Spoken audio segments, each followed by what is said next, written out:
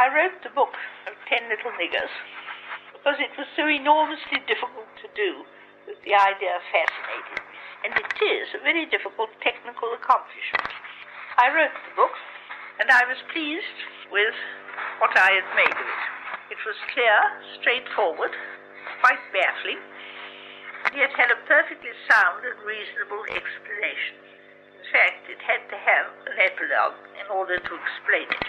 It was very warmly applauded, but the person who was really pleased with it was myself, because I knew far better than any critic could do how difficult it had been.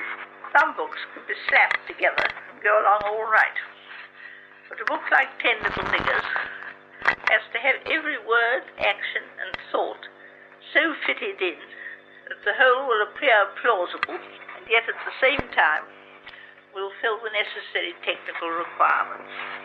But I then went one step farther. I thought to myself it would be very exciting to see if one could make it into a play.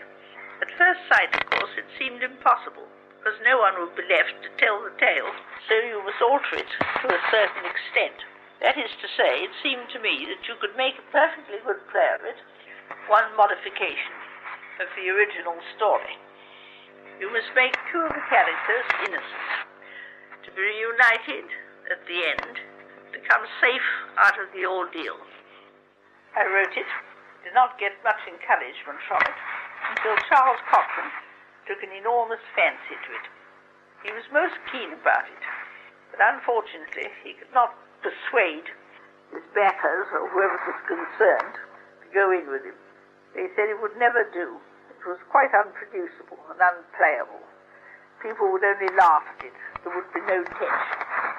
He said firmly as he disagreed with them. He told me that I disagreed with them, but there it was. I hope you'll have better luck sometime, he said, because I'd like to see that play off. In due course, I got my chance. The person who was keen on it was Bertie Mayer, who had originally put on Alibi with Charles Lawton. He was very enthusiastic about 10 Little Niggers, and thought, though tricky to do, though a great many people were rather dubious, that it would go all right. I had a little advice about the beginning of the third act, which made the scene with the judge and the two men very much more dramatic. Irene Henschel was the producer, and she produced it remarkably well, I thought.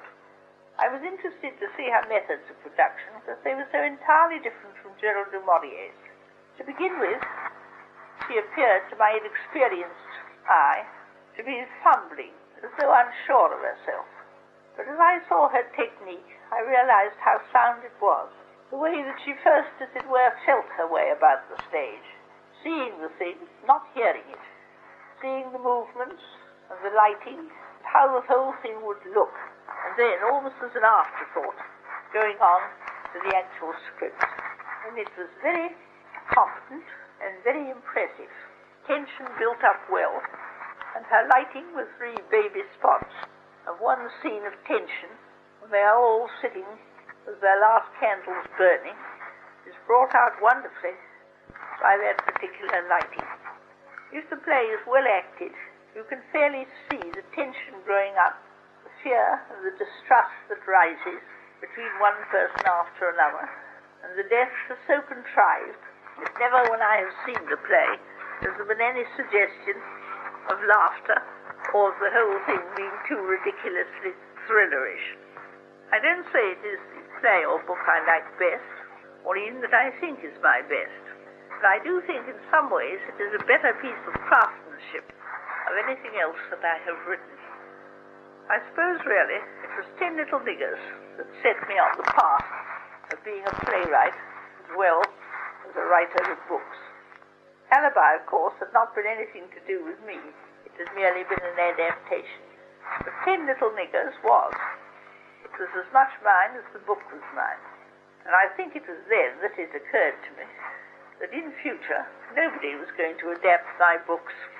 Only I myself would choose any books I wanted to adapt and adapt them in my way, really simplified.